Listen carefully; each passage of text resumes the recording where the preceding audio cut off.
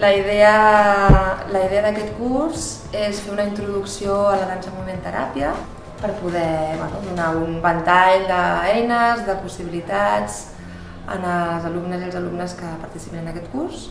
La idea és fer-ho totalment vivencial perquè entenem que per rebre uns coneixements primer s'han de viure, és molt important primer viure'ls i després poder-los transmetre, no? Però potser que primer la gent pugui incorporar-los d'aquesta manera i sí que farem una part teòrica per contextualitzar el que estem vivenciant.